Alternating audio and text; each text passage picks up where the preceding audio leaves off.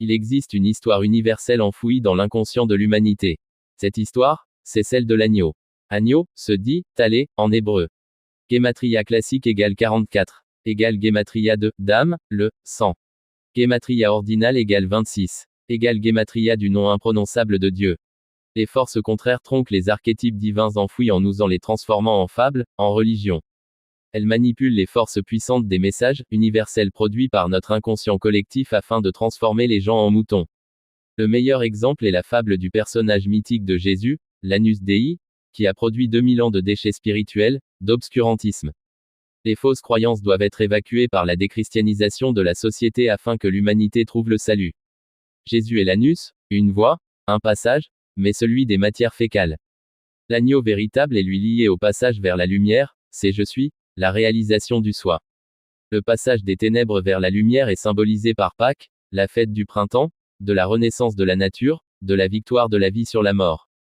Pâques vient du latin, Pasqua, issu du grec ancien, passera, pacha, de l'hébreu, pessar, passer par-dessus. Soyons passants. Soyons parmi ceux qui passent par-dessus la masse pour trouver leur propre chemin, soyons des Hébreux, nom signifiant étymologiquement ceux qui traversent, passent. Il ne faut pas se tromper de verbe. Il y a, je suis, du verbe suivre, et, je suis, du verbe être.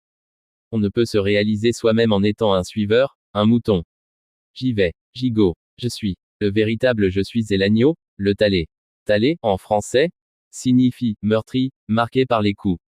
Car Dieu, le Seigneur, et non le Seigneur avec un A, se fait petit dans ce monde. Il se trouve parmi les humbles, les exclus, les persécutés, les boucs émissaires, et se prend des taloches. L'un égale, l'un, plus, B, soit la lettre beit qui désigne l'intériorité égale le Dieu un en soi. Le mot, limp, qui signifie, agneau, en anglais sert également à désigner quelqu'un de, naïf, qui se dit, petit, en hébreu. Dans ce monde, Dieu se fait petit, et non grand. C'est un test. Un nouveau test. Comment te comportes-tu devant ce qui apparaît faible, naïf, impuissant?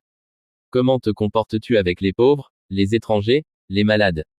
Comment célébrais-tu le passage des ténèbres vers la lumière? Comment te comportes-tu avec les animaux? Dans notre monde en exil, beaucoup préfèrent le méchoui au machiar. Beaucoup fêtent Pâques en ingurgitant les parties du cadavre d'un adorable petit animal, ils aiment l'agneau saignant. Pendant des millénaires, on a fait croire que sacrifier le symbole de la pureté et de l'innocence plaît au divin, ce qui est une inversion totale des valeurs. Les religions se dévoileront comme ayant été les instruments de loup déguisés en agneau. L'humanité doit prendre le chemin du végétarisme et du véganisme. Soyons passants.